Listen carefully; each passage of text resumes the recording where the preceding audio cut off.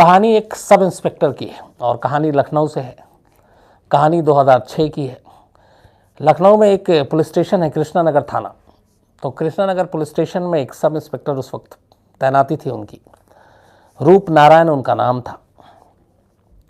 Young sub inspector, और अपनी duty सही से वो बजा रहे थे। बिल्कुल नॉर्मल लाइफ, सब कुछ ठीक ठाक चल रहा था। 16 अक्टूबर 2006 को अपनी ड्यूटी ख़त्म करने के बाद रूप नारायण थाने से निकलते हैं और अपने घर चले जाते हैं। उन्होंने एक घर ले रखा था लखनऊ में ही। उसके बाद अगले दिन उन्हें वापस ड्यूटी ज्वाइन करनी थी, लेकिन वो सुबह ड्यूटी पर नहीं आते और आमतौर पर ऐसा होता नहीं है। सुबह से दोपहर, दोपहर से शाम हो गई, रूप नारायण का कोई पता नहीं।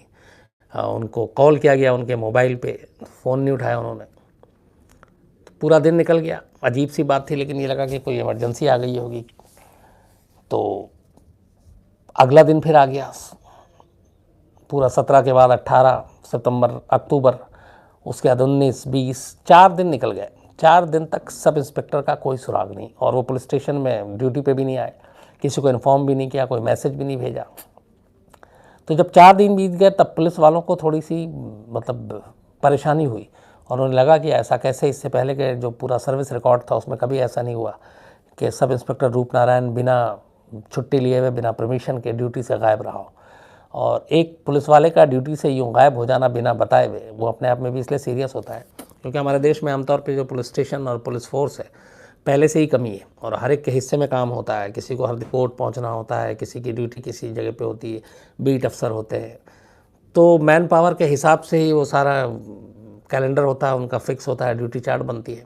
अब ऐसे में अगर एक शख्स गायब हो जाए तो वो लॉ एंड ऑर्डर के लिए भी फिर ख़तरा हो जाता है, क्योंकि ड्यूटी पे तो होनी है, आपको लॉ एंड जो ऑर्डर है वो मेंटेन करनी है। तो 4 दिन तक जब सब इंस्पेक्टर का कोई सुराग नहीं मिलता तब पुलिस वालों को थोड़ी सी परेशानी होती है और वो उनकी चिंता बढ़ जाती है।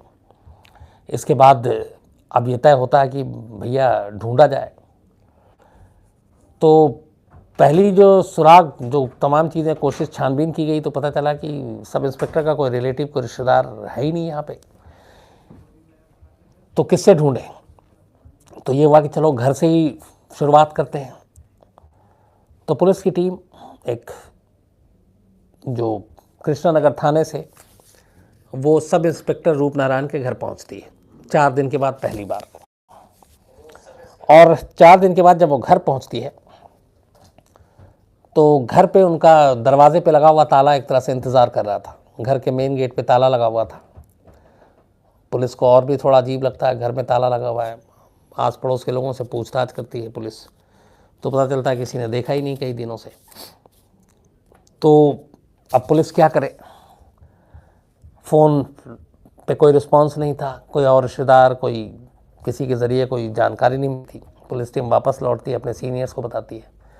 सीनियर्स जितने भी रूप नारायण के नोन पर्सन थे उन सबको खंगालने की कोशिश करती है, कोई फ़ायदा नहीं होता है।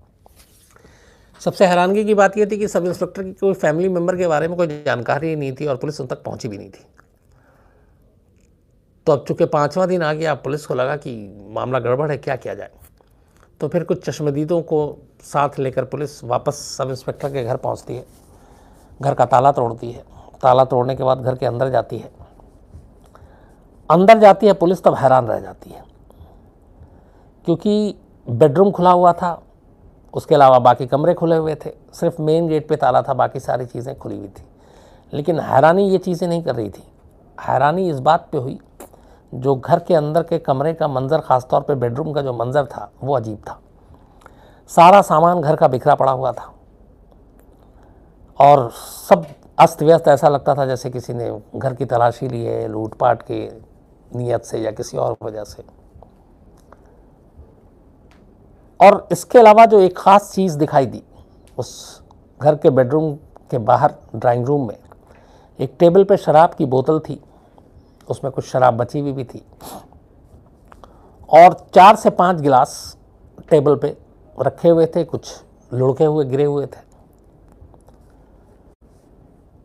तो ये एक चीज़ था कि 4-5 लोग यहाँ आए थे। और ग्लास व्लास को जब देखा गया तो ये अंदाज़ा हुआ कि शायद क्योंकि कोल्ड ड्रिंक भी उसमें इस्तेमाल किया गया था और शराब की बोतल भी थी और गिलास लगभग सूख चुका था कि काफ़ी घंटों हो गए, बल्कि कई दिन हो गए होंगे इसको इस्तेमाल किए हुए। इसके बाद पुलिस की टीम जो है वो बेडरूम को फिर खंगालना शुरू करती है। तो बेडरूम में पुलिस को सारे बेड वेड सब अस्त व्यस्त। एक दूसरी चीज़ जो चौंकाती है पुलिस को, बेडरूम में कुछ जगहों पे महिलाओं के कपड़े गिरे हुए थे। तो अब जितने लोग जानते थे सब इंस्पेक्टर को, ये जानते थे कि सब इंस्पेक्टर यहाँ पे अकेले रहते हैं। तो अब वो लड़कियों के कपड़े देखकर फिर पुलिस को थोड़ी हैरानगी होती है और वो चीज़ें बता रही थी कि ये 4-5 गिलास, ये बिखरे हुए सारे सामान, लड़कियों के कपड़े, ये सब एक ही दिन की चीज़ें हैं। मतलब ऐसा नहीं है कि अलग अलग दिन ऐसा हुआ है। तो अब पुलिस तफ्तीश शुरू करती है। उसके बाद किसी तरीके से फिर पड़ताल की जाती है कि भैया सब इंस्पेक्टर के कोई फैमिली का जानकार हो, क्योंकि रूप नारायण ने पुलिस स्टेशन में जो अपने ख़ास जितने भी थे उन लोगों से अपनी पर्सनल लाइफ और फैमिली के बारे में कभी डिस्कस ही नहीं किया था। तो किसी तरीके से बहुत कोशिश के बाद पुलिस को पता चलता है कि रूप नारायण की एक बीवी भी है। पुलिस बीवी तक पहुंचती है, लेकिन जब बीवी तक पहुंचती है तो पुलिस की फिर जो है वो मायूसी हाथ लगती है, क्योंकि बीवी ये बताती है कि रूप नारायण से शादी के बाद से उसके रिश्ते अच्छे नहीं थे और पिछले कई साल से वो दोनों अलग रह रहे हैं और उसका उससे कोई रिश्ता नहीं, कोई लेना देना नहीं। वो लखनऊ में अलग रहता है, वो लखनऊ से बाहर अलग रहती है। तो पहले पुलिस को शक हुआ कि इन दोनों के बीच में दरार, झगड़े, तो कहीं बीवी ही तो नहीं है जिसने गायब कर दिया हो। तो पुलिस अपने तरीके से बहुत पूछताछ करती है, लेकिन और तो कुछ जानकारी नहीं मिलती। लेकिन पुलिस को वहाँ से फिर एक दूसरा सुराग मिलता है।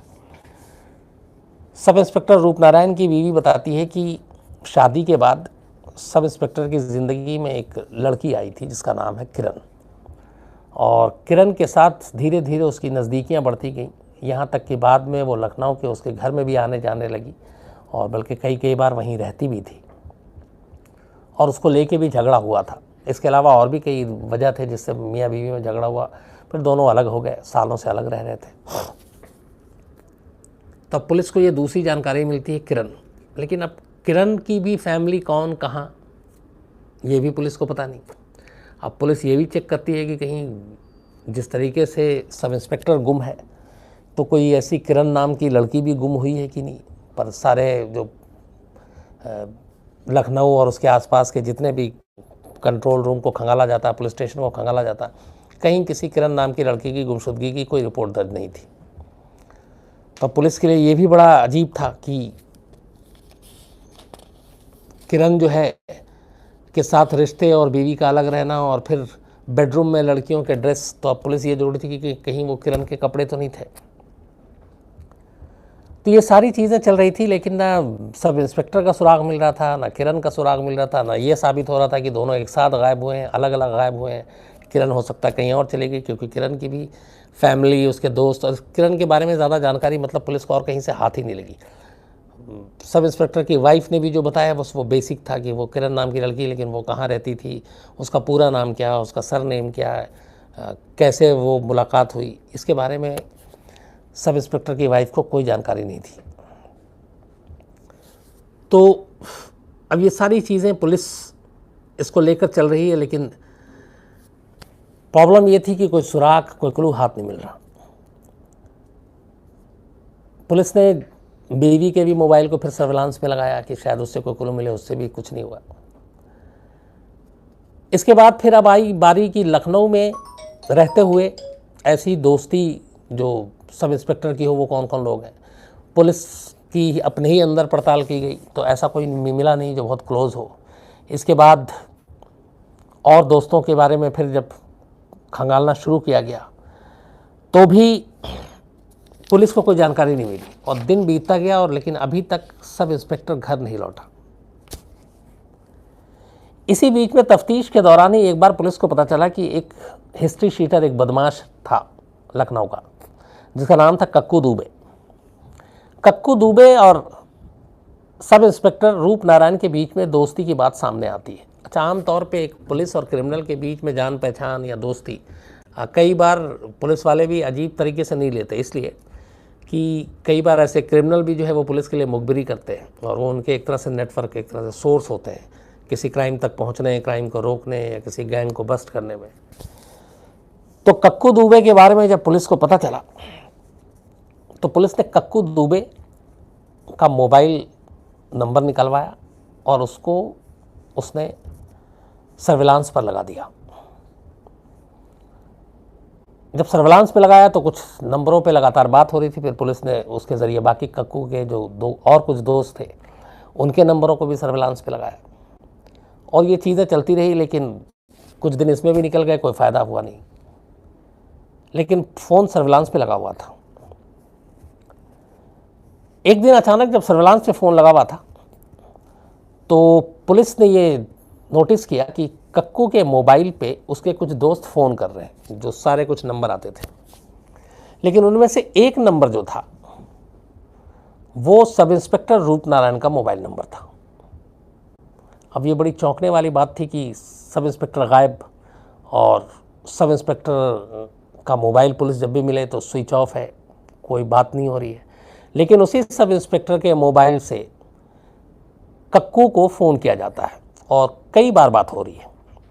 और ये सारा 16 अक्टूबर के बाद की बात है, जब से वो गायब हुआ है। तो जब इन नंबरों पे बातचीत होने लगी और सब इंस्पेक्टर के मोबाइल से कक्कू के मोबाइल पे कॉल आने लगा तो फिर पुलिस ने फैसला किया कक्कू दुबे को उठाने का। आखिरकार कक्कू दुबे को पुलिस उठाती है और अपने तरीके से फिर उससे पूछताछ करती है। और जब उससे हिरासत में लेकर पूछताछ की जाती है तो फिर कक्कू दुबे पूरी कहानी सुनाता है। वो बताता है कि सब इंस्पेक्टर रूपनारायण से उसकी 10 साल पुरानी दोस्ती थी और ये दोस्ती जो थी वो उसके सब इंस्पेक्टर बनने से पहले की थी। बाद में वो पुलिस फोर्स में आया और जब वो लखनऊ में पोस्टेड हुआ तो उसके बाद वो भी लखनऊ में था और वो अपना क्राइम की दुनिया में काम करता था। तो कई बार वो उसकी मदद भी करता था, लेकिन दोस्ती भी थी। तो वो हमेशा उसके लिए शराब और बाकी चीज़ें उसका इंतज़ाम करने को कहता था, तो ये कक्कू करता था।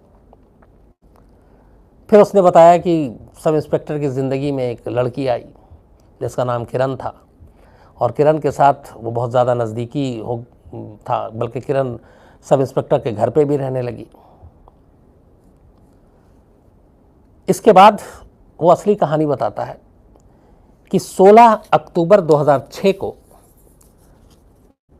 सब इंस्पेक्टर रूपनारायण कक्कू को अपने घर बुलाता है। वो उससे शराब की बोतल मंगाता है और कहता तुम घर आ जाओ, पार्टी करेंगे। तो कक्कू दुबे अपने और 3 साथियों को लेकर, जिनमें साबिर, रॉबिन और रिंकू लाला, पुनीत, बल्कि 4 दोस्त और एक कक्कू 5, ये लोग अपना सारा सामान लेकर करीब रात 11:30 बजे सब इंस्पेक्टर के घर पहुंचते हैं। रात को ही वो ड्यूटी से लौटा था। जब ये घर पहुंचते हैं तो देखते हैं कि वहाँ पे सब इंस्पेक्टर रूपनारायण मौजूद है और साथ में किरण भी है। इसके बाद ये सब शराब पीना शुरू कर देते हैं। बेहद ज़्यादा शराब पीने से सभी लगभग नशे में थे। और इसी बीच में कक्कू के इन दोस्तों की और कक्कू की नेहा वो किरण को लेकर नीयत ख़राब हो जाती है। सब इंस्पेक्टर लगभग पूरी तरह नशे में आ चुका था और इन दोस्तों की उस लड़की को लेकर नीयत ख़राब हो जाती है उसी सब इंस्पेक्टर के घर के अंदर। इत्तेफाक से तभी एक कॉल आता है सब इंस्पेक्टर के मोबाइल पे।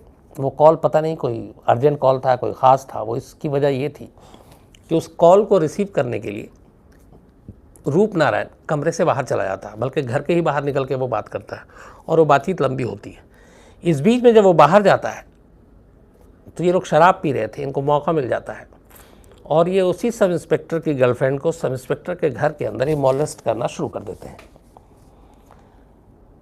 और इसके बाद चूँकि वो 4-5 थे तो उसको धमकाते डराते भी हैं और फिर वो उस लड़की के साथ रेप करते हैं। इस बीच में जब ये हो रहा था तब तक फिर वो वापस आता है रूपनारायण अपने घर के अंदर।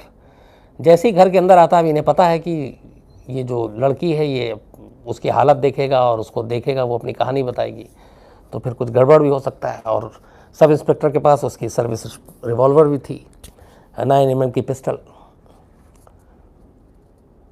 तो 2 लोग उस वक्त बाहर थे घर के और वो उसके लौटने का वेट कर रहे थे और नशे में थे सब। 2 दोस्त ऑलरेडी उस लड़की के साथ मॉलिश कर रहे थे, उसका रेप कर रहे थे। तो फ़ोन पे बात करने के बाद जैसे ही रूप नारायण वापस घर के अंदर दाखिल होता है, पीछे से कक्कू और उसके 2 दोस्त उसका गला पकड़ सब इंस्पेक्टर का, चूँकि वो ऑलरेडी बहुत नशे में था, और उसका गला घोंटते हैं तब तक जब तक कि वो मर नहीं जाता। इसके बाद उसी के घर में, सब इंस्पेक्टर के घर में, वो उसका कत्ल कर देते हैं गला घोंट कर। उसको मारने के बाद फिर सारे उसकी गर्लफ्रेंड के साथ रेप करते हैं और रेप करने के बाद उसका भी गला घोंट कर कत्ल कर देते हैं। अब दोनों को मार तो दिया, उसके बाद इनका फिर नशा थोड़ा उतरता है कि ये क्या कर दिया, लेकिन अब देर हो चुकी थी। इसके बाद वो घर के सारे सामान को अस्त व्यस्त करते हैं और घर में जो रखे हुए थे उस वक्त करीब 1,35,000 रुपये थे, 2 मोबाइल फ़ोन थे और कुछ सोने की चेन अंगूठियाँ थीं और सब इंस्पेक्टर की सरकारी 9mm की पिस्टल, ये सारी चीज़ें ये 5 लोग उठाते हैं, अपने पास ले लेते हैं और फिर थोड़ा और रात होने का इंतज़ार करते हैं। और रात होती है, उसके बाद ये इन दोनों लाशों को उठा के अपनी गाड़ी में डालते हैं। गाड़ी में रखने के बाद ये लखनऊ से सुल्तानपुर की तरफ बढ़ते हैं और सुल्तानपुर की तरफ एक इंदिरा नहर के पास खुरदही बाज़ार इलाका है, वहाँ पे इन दोनों की लाशों को वो फेंक देते हैं, बिल्कुल सुनसान जगह पे। और फेंकने के बाद ये वापस चले जाते हैं अपने अपने ठिकाने पे। और ये बात थी 16 अक्टूबर 2006 की। 16 को ही आखिरी बार ड्यूटी से लौटा था सब इंस्पेक्टर। उसका 4 दिन तक वो आता नहीं, फिर पुलिस घर जाती है, उसके बाद इन्वेस्टिगेशन होता है, कोई पता नहीं चलता है। तो जब ये सारी कहानी पता चलती है, उसके बाद उनकी निशानदेही पे उस सुल्तानपुर की जगह पुलिस की टीम जाती है, उन दोनों की लाशें बरामद की जाती है, तो फिर सारी कहानी सामने आ जाती है। इन सारे लोगों ने, खुद पुलिस का कहना था कि इस केस को क्रैक करना थोड़ा मुश्किल था क्योंकि इसका कोई विटनेस नहीं था, कोई इवन घर की फैमिली, बाकी लोग, कहीं से भी कोई सुराग नहीं मिल रहा था। कातिलों ने सिर्फ एक गलती की थी, उन्होंने सरकारी पिस्टल भी लिया, पैसे भी ले गए, सब ले गए, मोबाइल भी ले गए। उस मोबाइल को ले जाने के बाद कक्कू के एक दोस्त ने वो दोनों मोबाइल 2 दोस्तों ने अपने पास रख लिए। 2006 की बात थी, यहाँ पे थोड़ा ये आप ध्यान दीजिएगा कि उस वक्त मोबाइल चोरी ये सब चीज़ें आम बात थी और उस वक्त ये नहीं था कि मोबाइल चोरी हो गई तो पकड़ में आ जाएगा या मिल सकता है वापस, IMI नंबर क्या होता है, तो इतनी ज़्यादा जानकारी इन सब चीज़ों की थी नहीं। तो नहीं ये था कि मोबाइल आ गया, सिम फेंक दो, अपना नया सिम लगा दो, कभी पकड़े नहीं जाएंगे। लेकिन सर्विलांस से ये सारी चीज़ें टेक्निक आ चुकी थी। तो चूँकि एक पुलिस अफसर का मामला था मिसिंग का, तो पुलिस ने इसलिए अपने सारे घोड़े खोल दिए थे और उसी सर्विलांस के ज़रिए इन कातिलों ने जो गलती की थी वो ये कि उसके मोबाइल में सिम डालकर और वो बात कर रहे थे और वो कॉल कर रहे थे कक्कू को। अब सवाल ये था कि एक सब इंस्पेक्टर गायब है और उसी के मोबाइल से कॉल आ रहा है कक्कू को, तो इन चीज़ों ने पुलिस को एक हिंट दे दिया, जिसके बाद पुलिस वहाँ तक पहुँची। तो मोबाइल के कॉल करने की वजह से और उस मोबाइल साथ ले जाने की वजह से ये डबल मर्डर का केस खुला, वरना शायद इसमें जिस तरीके के एक भी सबूत, विटनेस, गवाही कुछ नहीं थी, कोई मोटिव भी सामने नहीं था, वो मुश्किल था इस केस को खोलना, नंबर 1। नंबर 2, ये एक प्री प्लान मर्डर नहीं था, ये सब कुछ अचानक नशे में हुआ, नशे में नीयत ख़राब हुई, नशे में उन्होंने उसी की घर में उसी की गर्लफ्रेंड के ऊपर बुरी नज़र डाली, उसके साथ फिर गलत काम किया और उसका रिएक्शन कुछ होगा उस सब इंस्पेक्टर की तरफ से, इस डर से उस सब इंस्पेक्टर को मार डाला। तो ये थी कहानी लखनऊ के कृष्णानगर थाने की, जिसके एक सब इंस्पेक्टर की इस तरीके से मौत हुई और इस तरीके से जान गई। बाद में उन 5 पे केस चला और उन्हें सज़ा भी हुई।